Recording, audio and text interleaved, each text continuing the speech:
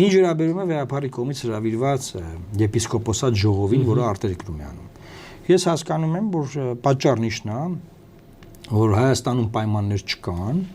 դա անելու է պահին։ Ինչու՞, որովհետև տերոր է տեղի ունենում, ահաբեկում են բոլորին եւ խանգարում են ամեն կերպ գրանցված օրինական կրոնական կազմակերպության գործունեությունը, որը հանցագործություն է։ Ով որ դա անում է, հանցագործ է։ Բայց նա ուզում է դա անել դրսում։ Ես տեսնում եմ, որ Փաշինյանն ամեն ինչ անելու է, որ դա դրսում տեղի չունենա։ Օրինակ, կարող են քրեական գործառույցել եւ մուտքը փակել մասնակիցների, այդ թվում նաեւ կաթողիկոսի։ Եվ նա չկարողանա երկիրը լքել, որ գնա ժողովին մասնակցի։ Ուրիշ մեթոդներ էլ ունեն, որ կարող են խանգարել։ Հիմա բոլոր մեթոդները դրված են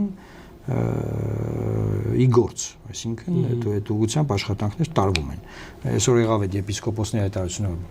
որ մենք պահանջում ենք, որ չարվի Հայաստանից դուրս, հա,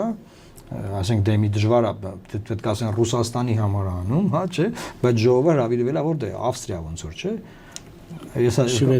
Շվեյցարիա, ամեն դեպքում եվրոպական ինչ-որ երկրում, հա հիմա դե ոնց ասեն, դա չեն կարողանում ասել, հիմա պետք է փորձեն բան անել, ինչ-որ կերպ խոչընդոտեն։ Ես կարծում եմ ամեն կերպ խոչընդոտվելու է։ Այս բուն բայկարի հիմքը ձեր գարձիկով նաև ինչ-որ քաղաքական անհանգստություն կա Փաշինյանի կողմէ, որ կաթողիկոսը շարունակեց Արցախի թեման բանանել։ Վստահաբար։ Այդ մեկը կա։ Վստահաբար։ Դա խանգարում է իր վարած արտաքին քաղաքականությանը, եւ ասեմ, ցանկացած մարդ, որ իրան զգում է